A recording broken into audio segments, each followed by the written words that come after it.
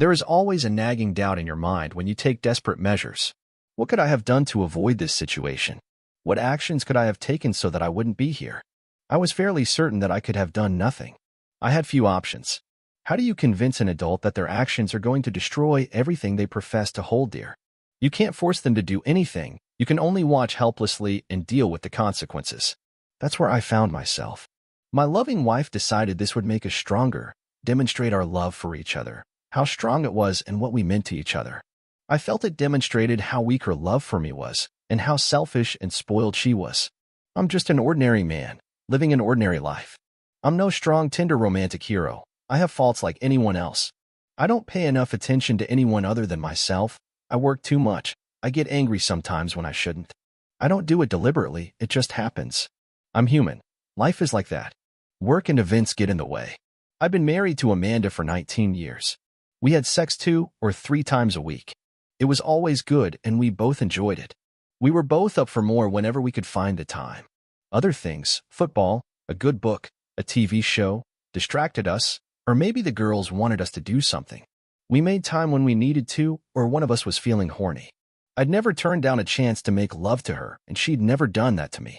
Life was sailing right along, finances getting better all the time. We had 2 daughters, Olivia and Audra, 16 and 14. I may have been ordinary, but they were something special. Our marriage was flowing smoothly, the girls happy and beautiful, and then my dear wife got ideas. We were plain vanilla, she said, and we needed to spice things up. I was game. I wasn't at all unsatisfied with our sex life, but hey, if she was, I'd play. At first, it was different positions. I was athletic and in good shape, and I enjoyed the hell out of it. This was great. I was down with all of it. Sex was great. Everything else was spectacular. Next, it was role-playing. I had no idea where that came from, girlfriends, women's magazines, or some moronic TV show. It was fun for about 3 times, and then it was just stupid. I had too much trouble concentrating when I was inside a hot woman to maintain my Leonardo DiCaprio character, or remember that she was Scarlett Johansson. I refused to do it anymore. Suddenly, she was displeased. "Corwin, how long has it been since you went on a date?" she asked one day. "Last Friday, I took you out to that Italian place you've been wanting to go to," I said. "We went to the movies and your mom kept the girls overnight, remember?" "I don't mean with me," she said. "How long has it been since you went out with someone else?" "Jesus, Amanda, are you accusing me of something?" I asked. No, honey, that's not it at all. I just wonder if you remember the name of the last girl you went out with besides me." "Yes, I do," I said. "Her name was Donna, and it was about 2 weeks after I met you. I think you might remember her, too. We kind of had a big argument about that date." "Do you ever miss it?" she asked. "God, no." I laughed. I remember how awful it was. Not that date, it was pretty good, but the whole dating thing. Working up the nerve to ask a girl out, worrying about being shot down, awkward first conversations. It was traumatic as hell. "More like absolutely terrifying," I said. "What brought this on, Amanda?" "I was just wondering if you ever felt like you'd like to go out on a date with someone else," she said. "No, I've never felt like that," I told her. "I guess everyone has fantasies, but no. I seem to remember you being extremely pissed off when I went out with Donna, and you told me you wanted us to be exclusive. I decided that's exactly what I wanted, too. If I felt differently, I wouldn't have asked you to marry me. I'd just have dated women. That's what being married means. You don't go on dates with people other than your spouse." She let it drop, and I didn't hear any more foolishness for a month. It was a Friday night, and we just finished making love. It was good, and no pretending to be Bobo the Clown or tying her up or some silly shit. It was just her and me, a man and his wife, screwing each other's brains out. I came twice, and she must have gotten off half a dozen times. She was laying half on top of me, and we were kind of floating in that post-orgasmic bliss, and then she blew the mood. "Corwin, I saw how Sebra was looking at you tonight. She wanted you to ask her to dance." Sebra is our friend from where Amanda works. We've known her forever.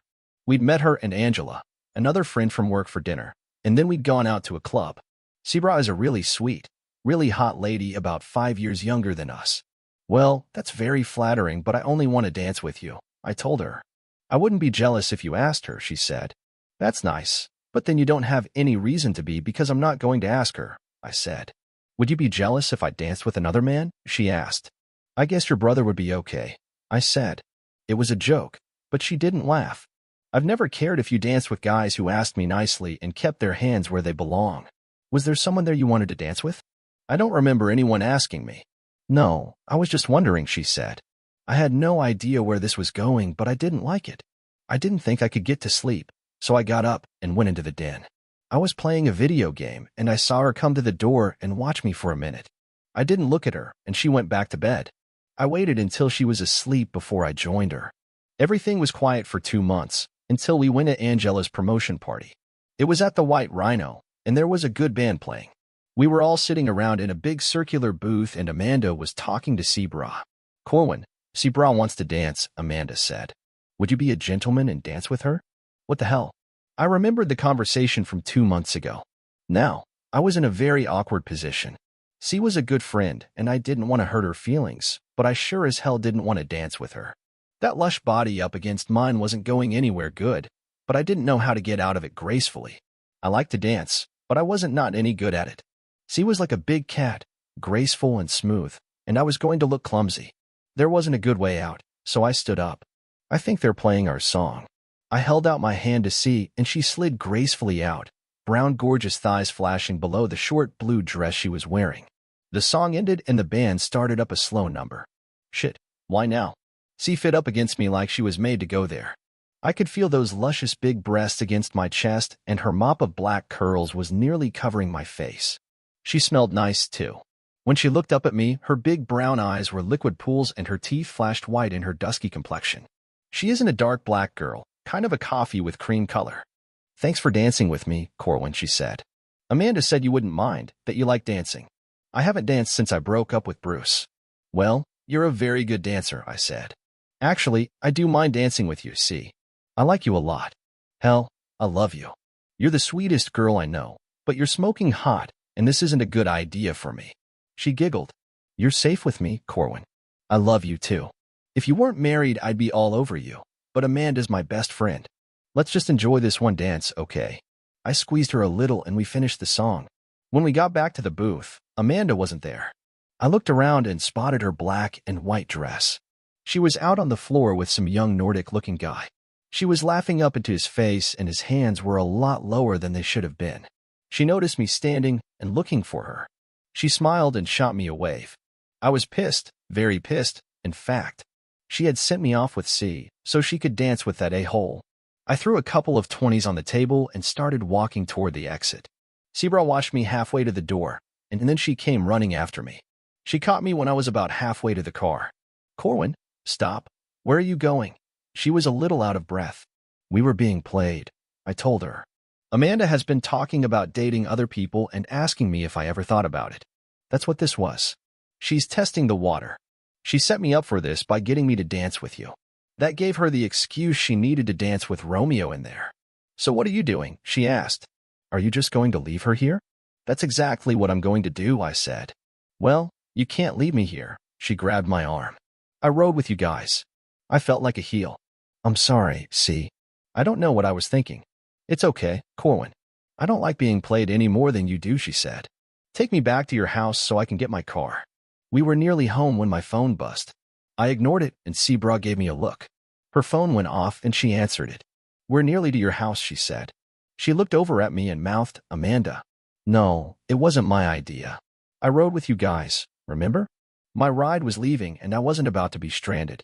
No, look, Amanda, I'm not in this. Don't you put me in this position. We've been friends a long time, girl, but if you screw with me, you'll regret it. She ended the call. She wants you to go back and get her, she said. Well, I want a wife who doesn't play stupid games, I sighed. Where did this shit come from, see? Marcy, from work, I think, she said. She's always talking about her and Herb having an open marriage and how great it is and how it's made their sex life so much better and their marriage so much stronger. It's a line of shit. She and Herb hardly talk and spend all their time trying to screw all their friends. He's been hitting on me as long as I've known them, the creep. She's been filling our ears with this crap for 2 years. I didn't think Amanda was stupid enough to fall for it, but I guess I was wrong. I think she's trying to set us up, Corwin. She knows I love you and that I've always been really attracted to you. I nearly choked. Thanks, C. This is really awkward. I mean, I think you're gorgeous, but I'm a one-woman sort of guy. I'm not good at sharing my toys, either. I'm sorry she got you involved. Why should you be sorry? She asked. You didn't have a thing to do with it. I got to dance with my dream man, and I'm not at all sorry about that. Corwin, will you let me know what happens? I assured her I would, and she got in her car and left. I went into the house and thought a minute, and then got my stuff out of the master bath and put it in the one in the guest room. I went back, got my stuff for work the next day, and put it in there, too. I locked the door and went asleep. For some reason, maybe the drinks I'd had, I went right to sleep.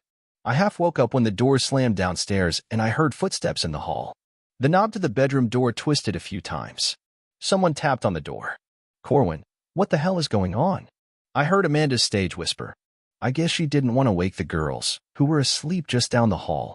She tapped and whispered for about 10 minutes, and I heard her footsteps retreating down the hall to our bedroom. Well, it had been our bedroom. I had no idea what it was now. I discovered that I hated the bed in the guest bedroom. I mean, how many people have ever tried to sleep on the bed in the guest bedroom? I tried to get up and slip out the door before she woke up. Yeah, it was a coward's plan, but who cares? I just didn't want to see her. It didn't work. She came down the stairs as I was putting some files in my briefcase. What the hell is wrong with you, Corwin? She sputtered. She was mad all over. I think you should be asking yourself that question, I said. What's that supposed to mean? She was a little loud. You left me at the club last night, locked yourself in the spare bedroom, and you're trying to sneak out of the house an hour before it's time for you to go to work. Now you think something is wrong with me? Yeah, that's exactly what I think, I said. I picked up my briefcase. Everything I did is in reaction to what you did. I don't even want to look at you right now. You have no idea how close you are to making me permanently pissed off at you. Get your shit together, make sure all your points are checked off, and be ready to talk about this when I get home. I'll pick the girls up and take them to Mom's house. We're going to settle this. Her face went pale. I have no idea what you're talking about. What if I had something planned tonight? Up to you, I told her. If you're interested in fixing what's broken in this house, you'll be ready and you'll stop with the bullshit. If you're fine with the way things are, do whatever the hell you want. Oh, yeah, one more thing. Move your shit into the spare bedroom. I like my bed. You aren't welcome in the same bed as me. She puffed up like a toad, but I wasn't going to listen to it. I just left her there and went to work. I picked up the girls from school and they were happy to go to Graham's for the evening. I told Mom that Amanda and I were having some problems and we needed some time to ourselves. She just hugged me and told me she loved me. I was grateful not to have to answer a bunch of questions. Amanda was there when I got home. She'd made cookies and there was a plate of them and a cup of coffee waiting for me. She stood up and clung to me for a long moment before kissing my cheek and sitting down beside me on the sofa. I helped myself to a cookie. They were very good, oatmeal with chocolate chips and M&Ms in them. Good, I said. She smiled, and it seemed like we were off to a good start. I hated to spoil all this amicability. Amanda, that was some nasty shit you pulled last night, I told her. It's bad enough that you did that to me, but you got C involved. That was humiliating to both of us. It was disrespectful to me and to that sweet girl who's supposed to be your friend. She had trouble meeting my eye. I'm sorry, Corwin, she said. I shouldn't have done that, okay? I've just been trying to talk to you, and you've just shut me down. I thought maybe this would be a way for you to see some possibilities. Possibilities for what? I asked. What is it, exactly, that you're doing and thinking, Amanda? Just ask me, tell me, or whatever. You're playing games and it's pissing me off. She hesitated for a minute and then just blurted it out. I was just thinking that we might try dating other people. Well, there's a little problem with that, I told her. Actually, there are several problems. The first one is that both of us happen to be married. Other married people do it, she said. Things aren't like they used to be. Lots of people have open marriages and they love each other more than ever. It just makes their love for each other stronger. How do you know that? I asked her. Everyone knows that, she said. The girls at work talk about it all the time. Are these girls married? I asked her. Yes, that's how I know about it. Give me a name, I said. Marcy, she said. Marcy and Herb have an open marriage, and their marriage is stronger than it's ever been. How do you know? I asked her. She told me, she answered. Well, that definitely means it's true. How do you know she's not lying? I have an idea, I told her. Let's look it up. Google knows everything. Let's take a look at all these loving, open marriages. She seemed a little shocked, but she came and sat beside me while I fired up my laptop. I got the browser open and typed in, how many people have open marriages? I had no idea what we were going to find, but I wanted to know. Now, I clicked on the first link. According to the survey we read, less than 1% of Americans have open marriages. We checked several other links, and the result was the same, less than 1%. I think she had expected something different. That's still a lot of people, she said. That's 3 million, at least. That's not right, I said. I doubt very many children are married, open, or otherwise. Okay, let's try this, I suggested. I typed in, how many Americans expect their partners to be faithful? We clicked the link and found out that it was more than 95%. So, what do you suppose that means? I asked. I guess that most people aren't very open-minded, she said. I thought there'd be more people with alternative lifestyles. I hear about it all the time. I wonder how many of those open marriages end in divorce? Want to see? I asked. I don't think she did. Well, I did, and I wanted her to know. I typed in, how many open marriages end in divorce? The answer turned out to be that 92% of open marriages end in divorce in 5 years or less. Okay, I said. Let's see. Less than 1% of Americans are in an open marriage. That means that out of 1 million people, fewer than 10,000 are in open marriages. 92% of open marriages end in divorce. That means that out of that 10,000, there are 800 that don't end in divorce in 5 years. That's 800 out of 1 million. Amanda, you do the math. If 92% of 1% fails, how many successful open marriages are out there? What are the chances that ours would be one of the ones that work? Her voice was quiet. Not very good, she said. The paltry few that do succeed are the ones where both parties are on board, I told her. Look at the screen. 100% of the ones where one party is coerced into doing it fail. Ours would be one of those, because I'm sure as hell not doing it willingly. Can you imagine how my feelings of resentment, competitiveness, jealousy, insecurity, and betrayal and lack of security would affect us if I were to allow this? The only possible reason I would do something so absurdly painful would be if I were desperate to keep you. I'm not that desperate. Other women are attracted to me. One told me so last night. If I were some pathetic loser that couldn't get a date or a sick freak that likes watching his wife screw other men, maybe I'd be interested in playing your game. I'm not that man, Amanda. I'd rather you shoot me in the head than break my heart. I don't think you can believe everything you see on the internet, she said feebly. No, you're probably right, I said. I think a good bit of it is probably bullshit. Especially the part about, things are different now.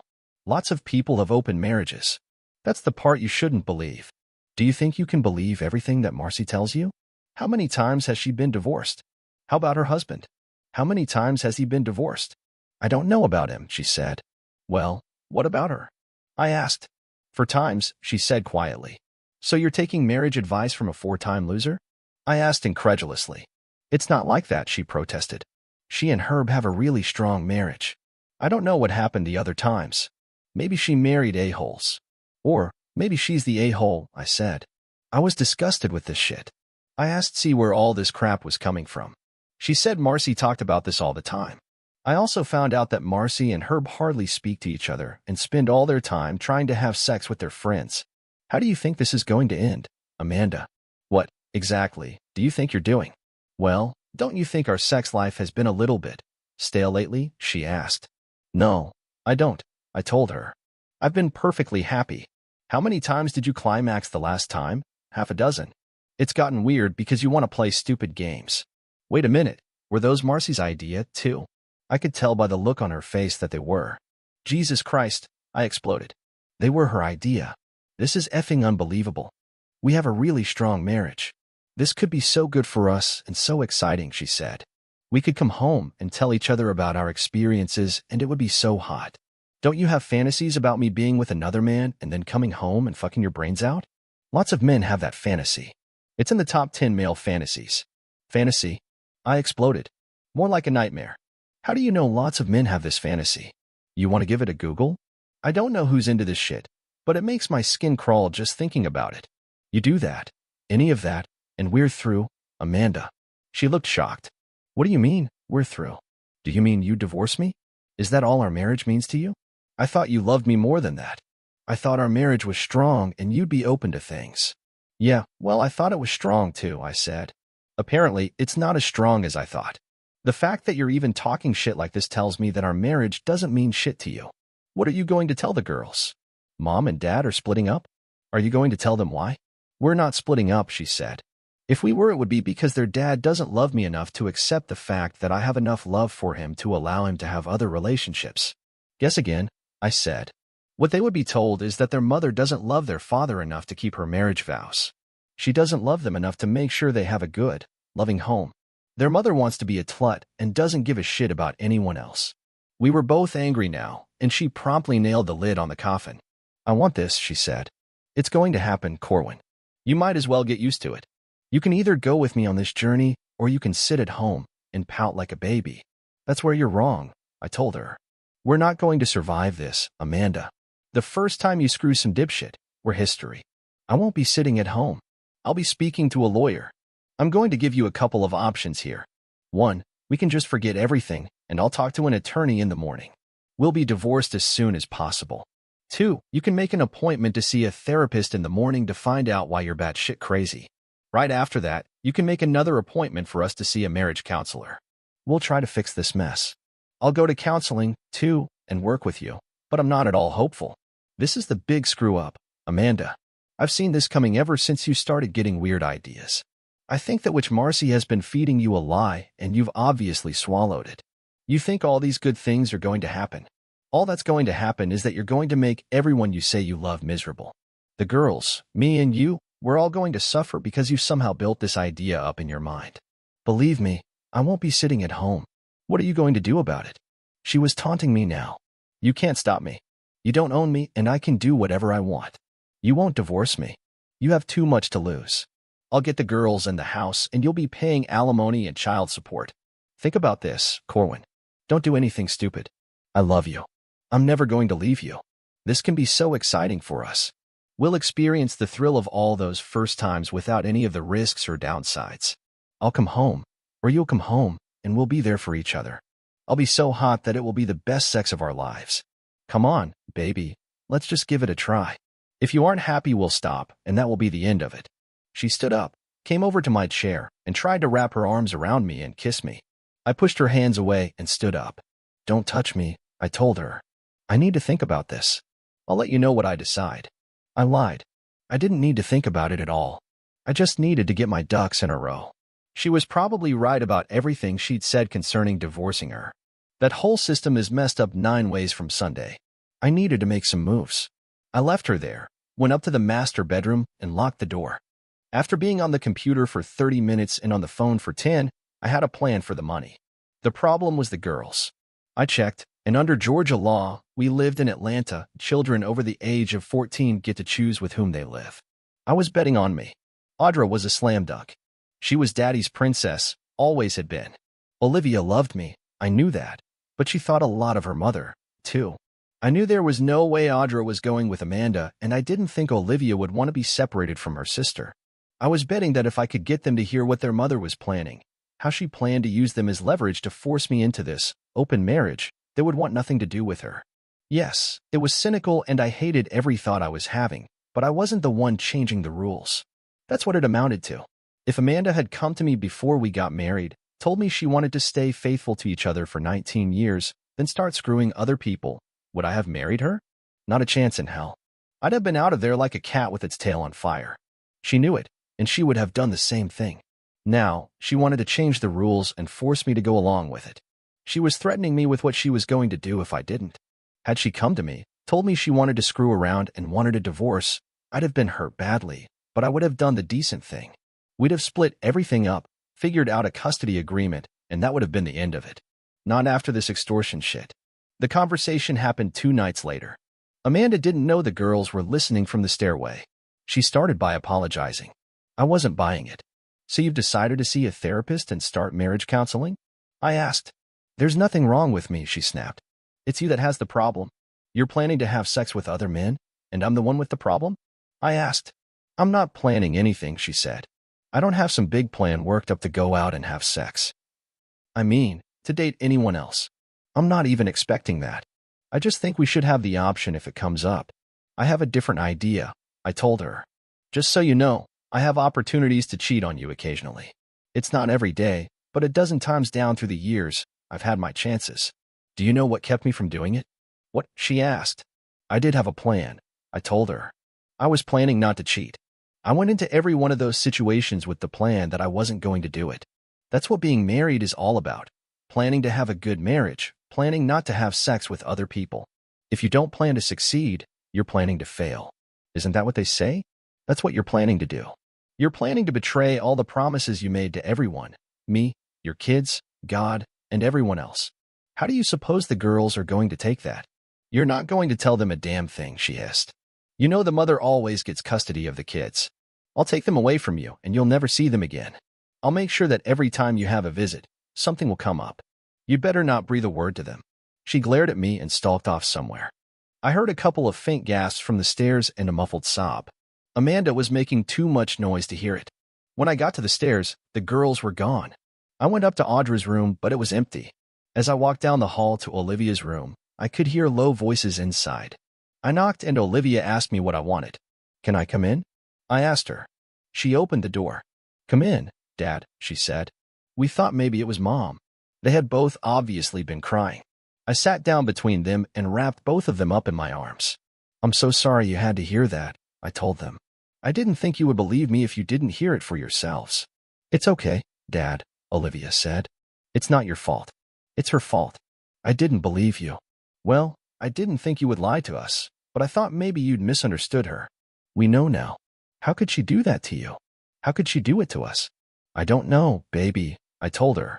I don't have a freaking clue. She's not thinking straight. She's been listening to a bunch of bad people and their stuff at work. She's decided she's going to do it, and that's it. I've tried everything I could think of to talk her out of it. She doesn't care. Do you think she's sick? Audra asked. I have no idea what makes her tick anymore, I said. I tried to get her to see a therapist. You heard me. I offered to go to marriage counseling. She's just not interested. What are we going to do? She asked. Nothing, right now, I said. When she decides I've given up, she'll probably go on a date. When she does, we'll be ready. When she gets back, we'll be gone. I'll try to talk her out of it. I don't think she's going to listen. Are the two of you with me, or do you want to stay with her? They looked at each other for a minute. No, Dad, we're going with you, Audra said. My heart leaped. 19 years, ending in disappointment, but here was the reason I was going to be okay. I wouldn't regret a single minute as long as I had my babies. It took almost 2 months. They were the weirdest 2 months of my life. Amanda and I hardly spoke. We were like roommates who didn't like each other very well. She slept in the spare bedroom, and I slept in what had been our room. I tried to talk to her, convince her of the madness she was bent on. We were weeding the garden one evening, and I broached the subject.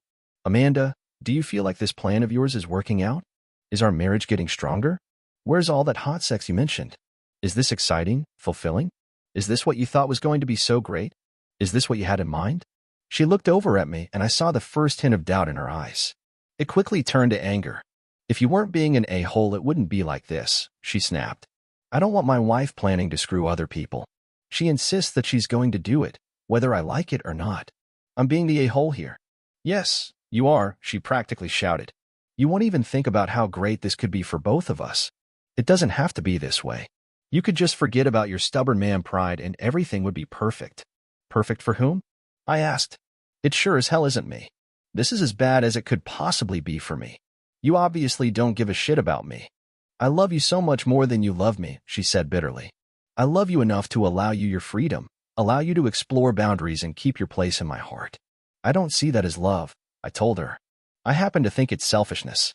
I love you enough not to exercise my freedom. I love you enough not to have sex with other people, explore any boundaries. If you really loved me, that's what you'd do. When did you stop loving me, Amanda? I didn't. She started crying. I love you more than ever. That's how I can allow this. My love for you is stronger than you'd ever believe. So love is you driving a stake in my heart. That's love to you. I asked. That's not what I'm doing. She was furious now. I'm going to the club with Bill White from work Friday night, she said. Sebra is going with us. Please, Corwin, come with us. Give it a shot. I promise you won't be disappointed. It will be the hottest thing we've ever done. I pretended to think it over for a minute. Okay, what the hell? You're going to do it anyway. I guess I might as well go along for the ride. She was across the garden in a flash, her arms around me and her body pressed against mine. Corwin, she sobbed. God, thank you, sweetheart. I was going nuts. I didn't think you'd ever even consider it. You won't be sorry, baby, I promise. You'll never regret this. I was regretting it already, but this situation was intolerable. I couldn't go on like this.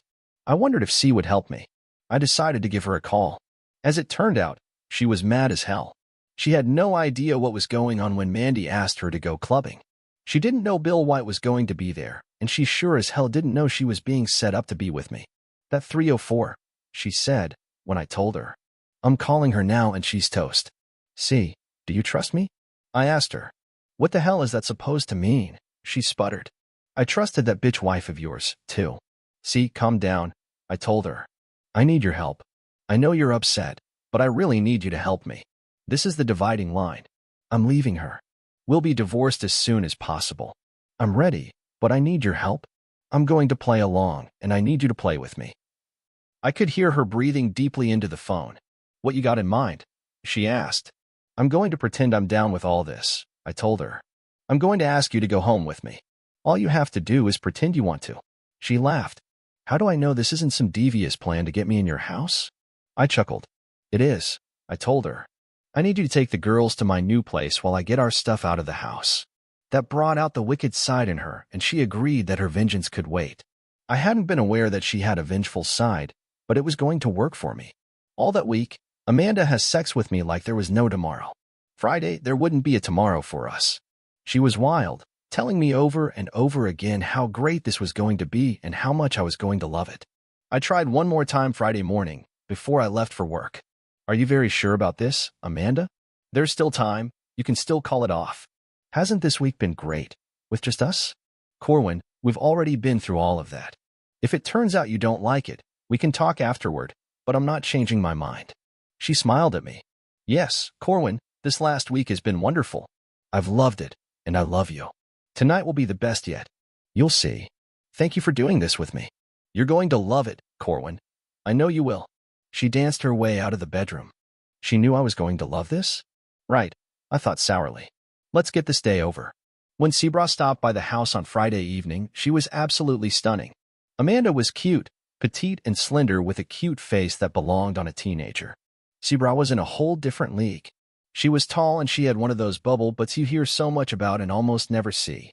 Amanda was a bit flat back there.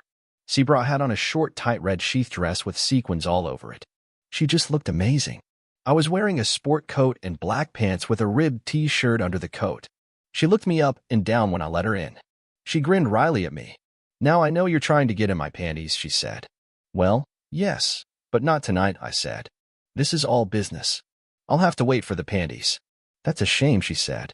I'm wearing a thing and I think you'd like it. Show me. I pulled her tight up against me, putting my hands on the hem of her dress and gradually easing it up her long, beautiful legs toward that amazing ass. Stop that. Amanda could come in any time, she whispered fiercely. Exactly, I said. We want her to think I'm playing her game. I continued to slide her dress up and over the firm contours of her ass. She giggled and tried to push my hands away, but I was relentless. Just as two of the most beautiful sights I'd ever seen popped into view, and I was about to give them a squeeze, Amanda walked in. She squealed and jerked her dress back down. Amanda just smiled. You two are getting an early start, I see. Save it until after we dance and then get a room. I've already got a room, I told her.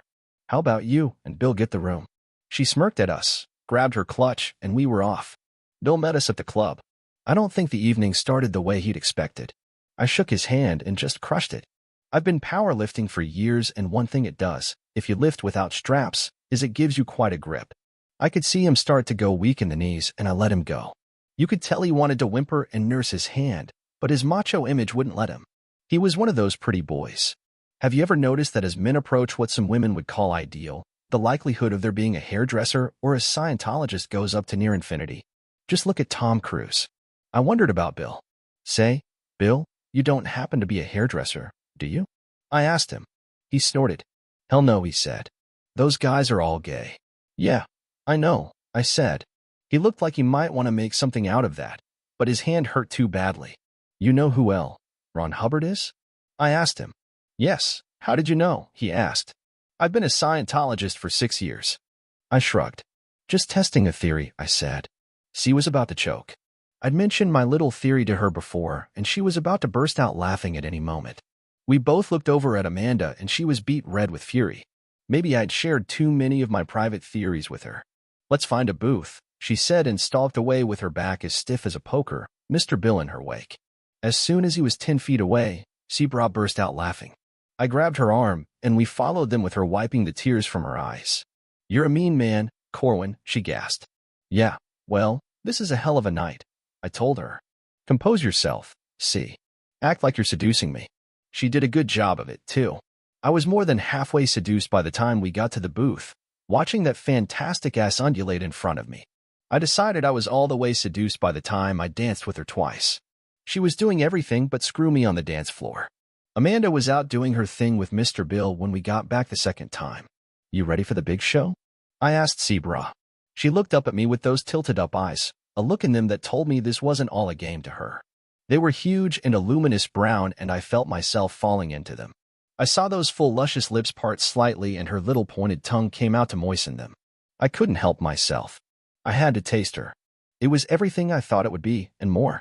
I heard a noise, and Amanda and Mr. Bill were sliding back into the booth. Oh, no, I said in my best Saturday Night Live voice impression. Look who's back. Sebra got it, and so did Amanda, but Mr. Bill was oblivious. Don't do anything mean to him, Sluggo, she chortled. Amanda swelled up like a puffer fish, and the little smirk vanished off her face. C and I are going to get out of here, I told them. You kids have fun now. Amanda walked us to the door. Are you sure you're okay, Corwin? She asked. You were being kind of a dick back there. No, I'm not okay, I told her. Mandy, it's not too late. You had your fun. Just walk out of here right now with me. We'll go home and try to work things out. If you stay, this is for keeps. No, Corwin, she said. This is going to be so great for us. Just go and enjoy, see. It's going to be awesome, you'll see. Just try not to be such a dick, okay? Yeah, well, it's not my tea you're interested in, is it, Mandy? I said. We both know it's Mr. Bill's dick. Good luck with that. We're out. She grabbed my arm. This is going to be so great, Corwin. You'll see. C is hot for you. You can tell me all about it when I get home. Aren't you spending the night with him? I asked. I figured with a stud like him he'd go all night. Well, I guess I might. She was a little hesitant. I thought I'd get home around midnight, and then we do our thing, you know, spicing things up. Oh, right. I slapped myself on the forehead.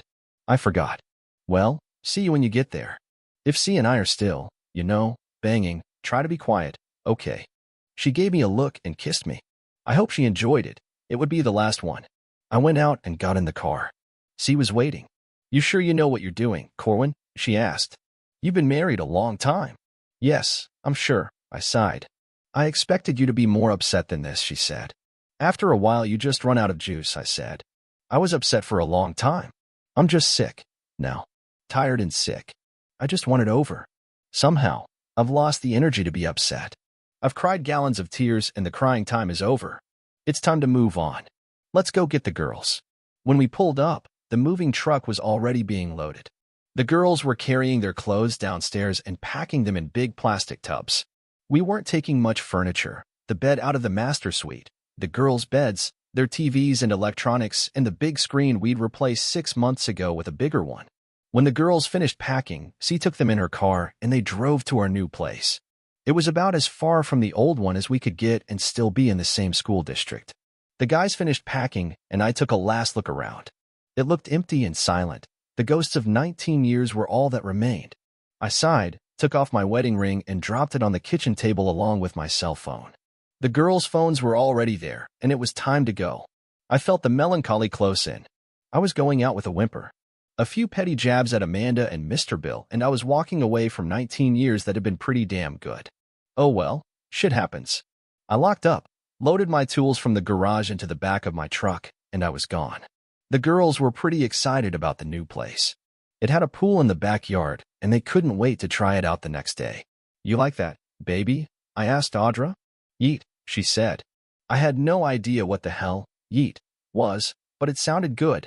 Sebra was there, and she still looked amazing.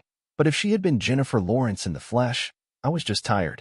Not that I'd prefer Jennifer Lawrence to Sebra, you understand, but you know what I mean. She sensed that, I think, and she just gave me a dazzling smile, a quick peck on the cheek, and she was gone, the lingering smell of her perfume the only reminder that she'd been there. We went to bed, And surprisingly, I slept. Not well, but I did sleep. I got up and made coffee the next morning, and the girls came in after a bit. We had a Danish Kringle and chocolate milk for breakfast. They watched cartoons on TV until noon, and then two gorgeous little bikini-clad bundles of energy were splashing in the pool while I sat in a lounger and watched.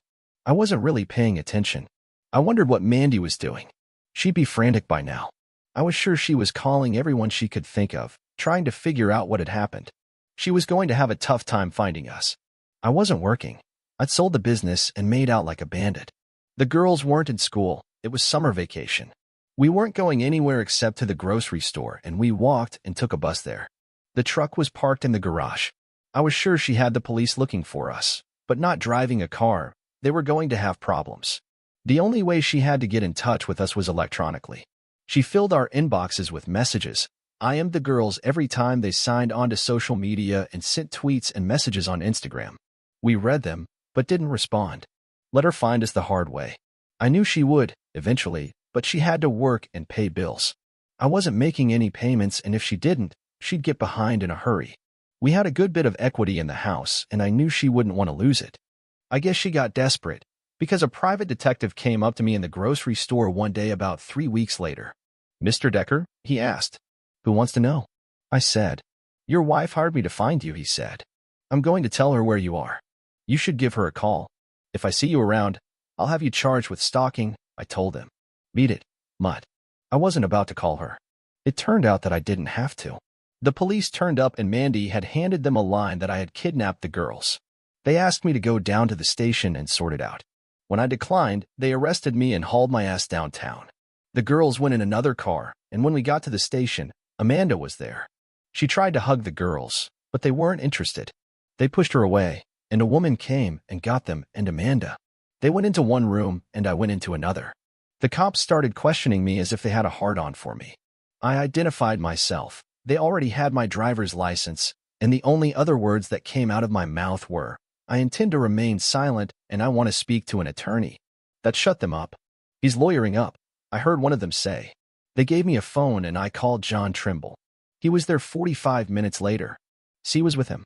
We had this planned. It took about 3 hours to sort everything out. The girls said that they were with me because they wanted to be. There was no kidnapping, and they didn't want to speak to their mother. John took care of it from there. He pointed out that there was no court order on custody, that under Georgia law both parents were considered equal candidates for custody, and that children over 14 could choose the parent with whom they wanted to live. They had no choice but to let us go. C walked out with us, and Amanda was trailing along behind, pleading with the girls to talk to her. They got in Sebra's car and drove away, leaving the two of us alone in the parking lot. Amanda was crying buckets, and she looked like a mess. She turned those forlorn eyes toward me and fell to her knees. "Corwin, for God's sake, talk to me. Please, I'm begging you." "I seem to remember begging you not to screw Mr. Bill," I said. "You didn't listen. Why should I?" "Please, Corwin, don't treat me like this," she wept. "I'm sorry, okay. Could we please just go somewhere and talk?" "Okay, let's talk," I said. "Where do you want to go?" "Home," she pleaded. "Could we please just go home? I don't want to go anywhere anyone can see me like this." "We can go to my home," I told her. "I don't have any interest in going to yours. I don't know who you've been screwing there." She gave a little wail of dismay, but she nodded her head. "Okay, Corwin, whatever you want," she said. "But it's your home, too." I wasn't going to argue with her. She wanted me to ride with her, but I wasn't about to be stuck in a car with her. I called a cab, and she followed me home. I knew the girls were with Sebra, and they were spending the night. They'd known her all their lives, and they were getting very close. Amanda came in, and I got her a cup of coffee. We sat at the bar, and the silence stretched uncomfortably. Silence hadn't been uncomfortable between us since our third date, but it sure was now. "What do you want, Corwin?" she finally asked. Did I say I wanted anything? I asked. "I mean, what do you want me to do?" she said. "What do I need to do to get you to come home? What do you want me to do so I can see the girls?" "Hey, I have no control over you seeing the girls," I said. "This was their choice." "What did you tell them?" she accused. "You told them something. You've been poisoning them against me. I read about this." "Are you sure Marcy didn't tell you that?" I asked. Her eyes dropped. Obviously, Marcy was the oracle of all wisdom. "What do you want?" she repeated. "You know what the funny thing is?" I asked. "The funny thing is, I haven't said one word to them about you. The only thing I told them was I was leaving you, and they needed to decide who they wanted to live with. You want to know who told them, Amanda? You did. You're the one that told them. What do you mean? She asked. I haven't said anything. When would I have said anything? Remember that night in the living room when you threatened me? I asked. I could see she did remember. They were sitting on the stairs. They heard every word you said. Her face went pale and she started sobbing. I didn't mean it, she sobbed. I was just. She couldn't continue. Well, they think you did, I said. As a matter of fact, I think you did, too. I guess the majority wins. What can I do? Her pleading was pitiful. Mine had been pitiful, too. With them? I have no idea, and I don't give a damn, I said. You screwed it up. You fix it. What can I do with you? She asked.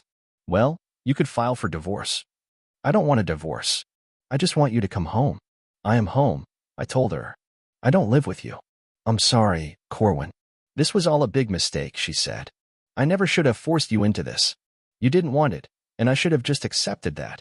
I do accept it now. Can't you just forgive me, and we can just go to that marriage counselor? I'll go see a therapist. I'll do whatever you want me to. I'm sorry, too, I said. The problem isn't that I didn't want it. The problem is that you did. What I want you to do is file for divorce. I'll give you a little while. In a few months, if you haven't filed, I'm going to. I want nothing to do with you, Amanda. Since you're the kind of person who could do what you did, we're done. You thought you could hold the kids over my head and force me to be a cuck. You thought you could hold me hostage and do whatever you wanted to do. Now you've figured out that you can't do that, and you've given up. Too late, Amanda. File for divorce. You bastard, she exclaimed. You stole all our money. You sold the business and our bank accounts have maybe $50,000 in them. Half of the money you took is mine. I never touched a dime of your money, I told her. I sold the business at a huge loss because I had to do it quickly. I took only the money I earned. You know what? I don't have a dime of it left. That was all very true. It was safely stashed away in an offshore account. I had figured out that the time to do that is before the divorce. The records showed that I'd sold the business to a Danish company for less than I owed in taxes. I'd also seriously overpaid the IRS, and they were keeping the money to go against future tax bills. Our brokerage accounts hadn't been touched, and I knew I'd have to give half of them up. I'd started trusts for the girls, and they were going to be sitting pretty. For 3 months, I'd been hitting every grocery store, Walmart, and convenience store in town. I'd used my debit card, and every time the machine asked me if I wanted cash back, I said yes. $60 and $80 a pop at all those stores, with 3 people doing it at every place in town we could, had added up pretty quickly. The great thing was, all those transactions were legit. I had a huge stack of cash in an old chest in a storage building. Once the coast was clear, I'd start using it. Amanda, you have the house, I told her. We have enough equity built up for you to sell it, get out of the mortgage, and do just fine for a while. Maybe after you sell the house, you can move in with Mr. Bill. I wonder how his wife would feel about that. She gasped. I didn't know he was married. No, you didn't care that he was married. You wanted an open marriage. Maybe he has one. It's time to move on, Amanda. File for the divorce. We're done. I stood up and walked to the door. She followed, wringing her hands and crying. She stopped at the door and looked up at me. Tell the girls I love them, and I'm sorry. Will you please do that for me, Corwin? Yes, I'll tell them. I'm not going to give up, you know. I'm not filing for a divorce because I don't want one. I want you back home where you belong. I wish you were a little more open-minded, Corwin, but I see that's not possible. I never intended it to be like this. I never thought you were serious about not even trying. I still think if you would have just tried, you would have found out that you liked it. But I see now that you can't even try. I still love you in spite of that, and I'm going to keep trying. I was too tired to argue with her.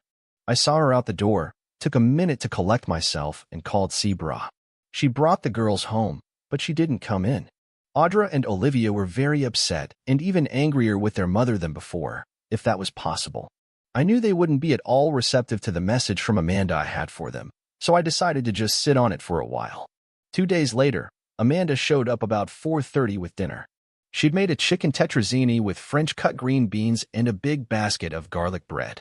Olivia opened the door. Amanda tried to hug her and got a stiff arm for her troubles. Hi, baby, Amanda began. Dad, Olivia called loudly. You need to come out here.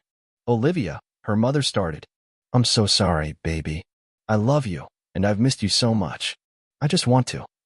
Olivia shut her down. I don't want to hear it, she yelled. You don't do what you did to people you love. Stay the hell away from me. She stalked away, and Amanda nearly collapsed. I rescued the basket with the food in it she was carrying and pulled her over to the sofa. She sat down and buried her face in her hands. What have I done? She sobbed.